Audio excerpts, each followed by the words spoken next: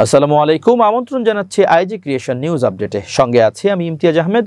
শুরুতেই সংবাদ শিরোনাম। বিমানবন্দরের ঘটনায় নাশকতা, এবার টার্গেট মেট্রো রেল সামরিক স্থাপনা, জড়িত কারা? নাহিদের মন্তব্যের প্রতিক্রিয়ায় যা বলল জামাত। খালেদা জিয়া ও তারেক রহমানের জন্য বুলেট প্রুফ গাড়ির প্রস্তুতি। চীন থেকে প্রথম হাইপার স্পেকট্রাল স্যাটেলাইট উৎক্ষেপণ পাকিস্তানের। বন্দীদের ফেরত পেয়েই গাজায় হত্যা শুরু করেছে ইসরায়েল। এবার বিস্তারিত। হযরত শাহজালাল আন্তর্জাতিক বিমানবন্দরের কার্গো ভিলেজে আগুন পরিকল্পিত বলে সন্দেহ প্রকাশ করেছে ঢাকা কাস্টমস এজেন্টস অ্যাসোসিয়েশন। তারা বলছে, এই অগ্নিকাণ্ড দেশের শিল্প কলকারখানা, আমদানি রপ্তানি খাত এবং সামগ্রিক অর্থনৈতিক কর্মকাণ্ডের ক্ষতি করে জাতীয় অর্থনীতিকে অচল করার একটি নীল নকশার অংশ হতে পারে। রোববার সংগঠনের সভাপতি মিজানুর রহমানের পাঠানো এক সংবাদ বিজ্ঞপ্তিতে এসব কথা বলা হয়েছে। মিজানুর রহমান বলেন, ঘটনার প্রকৃত কারণ উদ্ঘাটনের জন্য একটি স্বাধীন ও নিরপেক্ষ তদন্ত কমিটি গঠন করা দরকার। পাশাপাশি দায়ী ব্যক্তি বা প্রতিষ্ঠানের বিরুদ্ধে আইনানুগ ব্যবস্থা গ্রহণ করা প্রয়োজন। সংবাদ বিজ্ঞপ্তিতে বিমানবন্দর এলাকায় নিরাপত্তা ও অগ্নি নিয়ন্ত্রণ ব্যবস্থার কার্যকারিতা পুনর্মূল্যায়ন করে প্রয়োজনীয় সংস্কার ও আধুনিকায়ন নিশ্চিতের দাবি জানানো হয়েছে। বাকি দাবিগুলোর মধ্যে রয়েছে ব্যবসায়ীদের ক্ষতিপূরণের পদক্ষেপ নেওয়া এবং জরুরি ভিত্তিতে আমদানি পণ্যের নির্মাণাধীন গুদাম অস্থায়ীভাবে চালু করা। ক্ষয়ক্ষতি নিয়ে সংবাদ বিজ্ঞপ্তিতে বলা হয়, আমদানি পণ্যের গুদামে সংরক্ষিত সব পণ্য ভূষ্মীভূত হয়েছে। কিছু পণ্য অবিকৃত দেখা গেলেও তাপ ও ধোঁয়ার কারণে ব্যবহারের অনুপযোগী হয়ে পড়েছে। আগুন লাগার পর সিভিল এভিয়েশন কর্তৃপক্ষ ও ফায়ার সার্ভিস যথাসময়ে ঘটনাস্থলে উপস্থিত হয়ে আগুন নেভানোর কাজ শুরু করতে অনেকটাই ব্যর্থ। ঢাকা কাস্টম এজেন্টস অ্যাসোসিয়েশন মনে করে, ঘটনাটি অর্থনৈতিক স্থিতিশীলতা ও বাণিজ্যিক কার্যক্রম ব্যাহত করার পরিকল্পিত অপচেষ্টার অংশ কিনা তা বিস্তারিতভাবে খতিয়ে দেখা প্রয়োজন। সম্প্রতি দেশের গুরুত্বপূর্ণ স্থাপনা ও ব্যবসায়িক প্রতিষ্ঠানে একের পর এক ভয়াবহ অগ্নিকাণ্ডের ঘটনা দেশবিরোধী নাশকতার অংশ বলে প্রাথমিকভাবে তথ্য পেয়েছে নিরাপত্তা সংশ্লিষ্ট সংস্থাগুলো। উচ্চ পর্যায়ের নিরাপত্তা সংশ্লিষ্ট সূত্রে জানা গেছে, ধারাবাহিক অগ্নিকাণ্ডের সর্বশেষ ঘটনা ঘটে হযরত শাহজালাল আন্তর্জাতিক বিমানবন্দরের কার্গো ভিলেজে। এটি নিছক দুর্ঘটনা নয়, বরং সুপরিকল্পিত নাশকতার অংশ। সূত্র জানায়, প্রাথমিক প্রমাণের ভিত্তিতে নিরাপত্তা সংস্থাগুলো এই ঘটনার পেছনে আমদানি সংশ্লিষ্ট দুটি প্রতিষ্ঠানের যোগসাজশ চিহ্নিত করেছে। প্রতিষ্ঠানগুলোর মালিকপক্ষের রাজনৈতিক সংশ্লিষ্টতার বিষয়েও গুরুত্বপূর্ণ তথ্য সংগ্রহ করা হয়েছে এবং তাদের দেশ ছেড়ে পালাতে না পারার বিষয়ে তাৎক্ষণিকভাবে নজরদারির ব্যবস্থা নেওয়া হয়েছে। নাশকতার পরিকল্পনাকারীদের প্রধান লক্ষ্য ছিল দুটি: এক, রাষ্ট্রীয় নিরাপত্তা বিঘ্নিত করা; দুই, বিদেশি বিনিয়োগকারীদের মধ্যে আতঙ্ক সৃষ্টি করে তাদের নিরুৎসাহিত করা। বিমানবন্দরের মতো দেশের সবচেয়ে গুরুত্বপূর্ণ একটি স্থাপনায় এমন বড় ধরনের নাশকতা সফলভাবে বাস্তবায়ন করতে পারায় চক্রটি পরবর্তী লক্ষ্য হিসেবে দেশের দ্রুত বিকাশমান যোগাযোগ ব্যবস্থা, বিশেষ করে মেট্রো রেলে নাশকতার পরিকল্পনা নিয়েছে বলে গুরুত্বপূর্ণ তথ্য পাওয়া গেছে। এছাড়াও গুরুত্বপূর্ণ সরকারি, বেসরকারি এবং সামরিক সংশ্লিষ্ট স্থাপনায় সাবোটেজ ঘটানোর পরিকল্পনা রয়েছে। নির্বাচনে পিআর পদ্ধতি নিয়ে জামাত ইসলামীর আন্দোলন জামাতের সুপরিকল্পিত রাজনৈতিক প্রতারণা বলে মনে করছেন জাতীয় নাগরিক পার্টি এনসিপির আহ্বায়ক নাহিদ ইসলাম। সংবাদ মাধ্যমে নাহিদ ইসলামের এই বক্তব্যের প্রতিক্রিয়া জানিয়েছেন দলটির সহকারী সেক্রেটারি জেনারেল অ্যাডভোকেট এহসানুল মাহবুব জোবায়ের ও হামিদুর রহমান আজাদ। রোববার এহসানুল মাহবুব জোবায়ের সাংবাদিকদের বলেন, দায়িত্বশীল জায়গা থেকে নাহিদ ইসলামের পিআর নিয়ে জামাত ইসলামীর আন্দোলন ইস্যুতে এই ধরনের বক্তব্য অপ্রত্যাশিত ও অগ্রহণযোগ্য, যা কোনোভাবে সমর্থন করে না জামাত ইসলামী।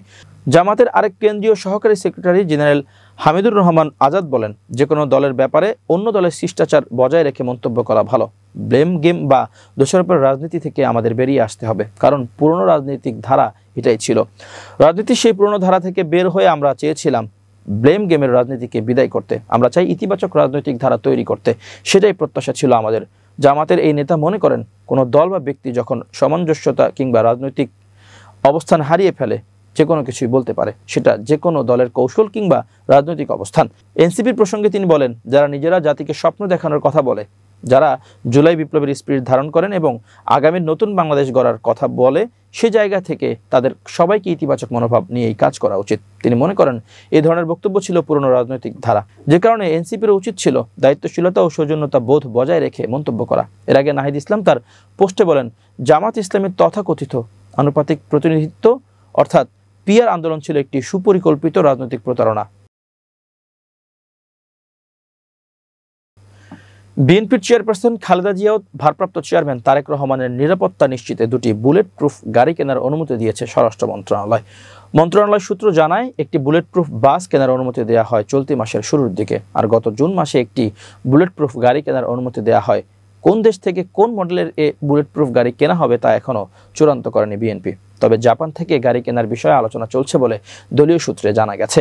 বিএনপি চেয়ারপারসনের নিরাপত্তা উপদেষ্টা অবসরপ্রাপ্ত মেজর জেনারেল ফজলি ইলাহি আকবর জানান, নির্বাচনের সময় খালেদা জিয়া ও তারেক রহমান জনসংযোগ করতে সারা দেশে যাবেন। তাদের সর্বোচ্চ নিরাপত্তা নিশ্চিতে বুলেট প্রুফ গাড়ি কেনা হচ্ছে।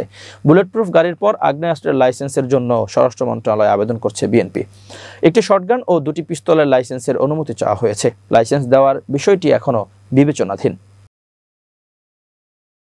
পুরান ঢাকার আরমানিটোলাতে পানির পাম্প গলিতে জগন্নাথ বিশ্ববিদ্যালয় অর্থাৎ জবি পরিসংখ্যান বিভাগের স্নাতকোত্তরের শিক্ষার্থী ও ছাত্রদল নেতা জোবায়েদ আহমেদের হত্যার ঘটনায় দুজনকে শনাক্ত করা গেছে বলে জানিয়েছে পুলিশ। রবিবার 19 অক্টোবর রাতে এ তথ্য জানান লালবাগ জোনের উপ police commissioner DC Mallick Ahsan Uddin Sami. DC বলেন, আমরা প্রাথমিক অবস্থায় দুজনকে শনাক্ত করতে পেরেছি। তাদের গ্রেপ্তারের জন্য এরই মধ্যে পুলিশের একাধিক টিম মাঠে সক্রিয়ভাবে কাজ করছে। আমরা প্রাথমিকভাবে ধারণা করছি তাকে ছুরিকাঘাতে হত্যা করা হয়েছে। আমরা প্রাথমিক জিজ্ঞাসাবাদ করছি ভবনের সবাইকে। আশা করি খুব দ্রুত সময়ের মধ্যে ঘটনার প্রকৃত তথ্য তুলে আনতে সক্ষম হব। এদিকে ঘটনাস্থলের পাশের ভবনের একটি সিসিটিভি ফুটেজ বিশ্লেষণ করে দেখা যায়, বিকেল 4:39 বংশালের নূরবক্স সড়কের মাথা থেকে কালো টি শার্ট পরিহিত, কাঁধে কালো ব্যাগ ও লাল টি শার্ট পরিহিত দুই যুবক দৌড়ে বংশাল রোডের দিকে যাচ্ছেন। জগন্নাথ বিশ্ববিদ্যালয়ের প্রক্টর অধ্যাপক ডক্টর মোহাম্মদ তাজাম্মুল হক বলেন, পুলিশ প্রাথমিকভাবে ধারণা করছে ছুরিকাঘাতে মৃত্যু হয়েছে। আশেপাশের সিসিটিভির ফুটেজ সংগ্রহের জন্য আইনশৃঙ্খলা বাহিনীকে বলেছি, তারা সেটি সংগ্রহ করার চেষ্টা করছে। এর আগে বিকেল 4:30টার দিকে রাজধানীর বংশালের নূরবক্স রোডে রোশন ভিটায় টিউশনের জন্য এলে বাসার নিচে ছুরিকাঘাতে খুন করা হয় জুবায়েদকে। সেখান থেকে দৌড়ে সিঁড়ি দিয়ে উপরে ওঠার চেষ্টা করলে 3 তলাতে পড়ে যান তিনি এবং সেখানে মৃত্যু হয় তার। এবার আন্তর্জাতিক প্রসঙ্গ।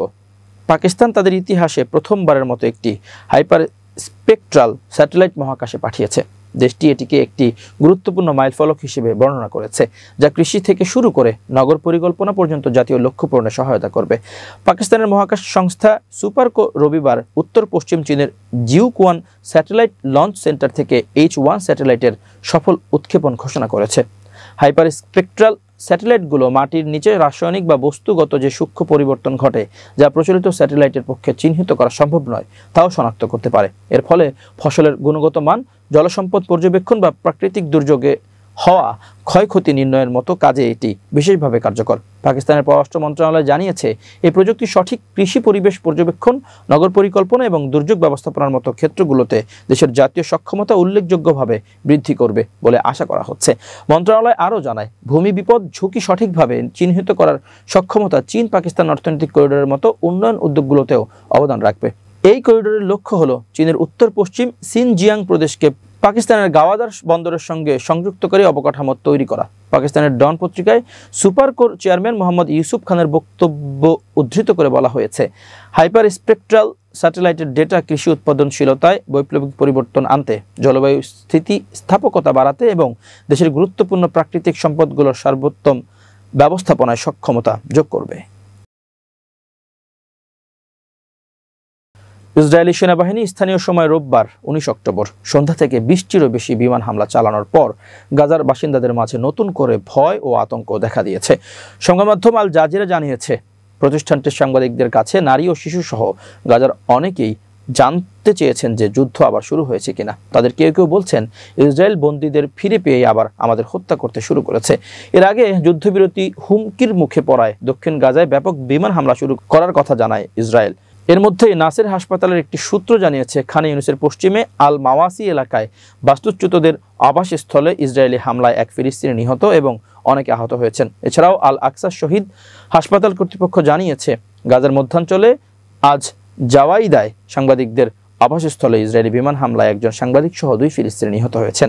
এ খবর আসার আগেই গাজা সিভিল ডিফেন্স জানিয়েছিল, ইসরায়েলি বিমান হামলায় বিধ্বস্ত উপত্যকা জুড়ে রোববার কমপক্ষে 11 জন নিহত হয়েছেন। সংস্থাটির মুখপাত্র মাহমুদ বসাল বলেন, উত্তর গাজায় বেসামরিক লোকদের একটি দলকে লক্ষ্য করে ইসরায়েলি হামলায় 6 জন নিহত হন। উল্লেখ্য, মার্কিন প্রেসিডেন্ট ডোনাল্ড ট্রাম্পের মধ্যস্থতায় এবং 10 অক্টোবর থেকে কার্যকর হওয়া ফিলিস্তিনি ভূখণ্ডে যুদ্ধবিরতি ইসরায়েল এবং হামাসের মধ্যে 2 বছরের বেশি সময় ধরে চলমান ধ্বংসাত্মক যুদ্ধের অবসান ঘটায়। তবে স্পষ্টতই সেই যুদ্ধবিরতি লঙ্ঘন করে হামলা শুরু করেছে ইসরায়েলি বাহিনী। যদিও এর আগে হামাসের বিরুদ্ধে যুদ্ধবিরতির চুক্তি ভাঙার অভিযোগ তোলে নেতানিয়াহু সরকার। প্রিয় দর্শক, শেষ করছি আইজি ক্রিয়েশন নিউজ আপডেট। আজ এ পর্যন্তই। ভিন্ন খবর নিয়ে দেখা হবে আগামীকাল সন্ধ্যা 7:30টায়। নিজেকে আপডেট রাখতে সাবস্ক্রাইব করুন চ্যানেলটি। নিয়মিত লাইক, কমেন্ট ও শেয়ার করে ছড়িয়ে দিন সর্বত্র। সুস্থ থাকুন, নিরাপদে থাকুন। আল্লাহ হাফেজ।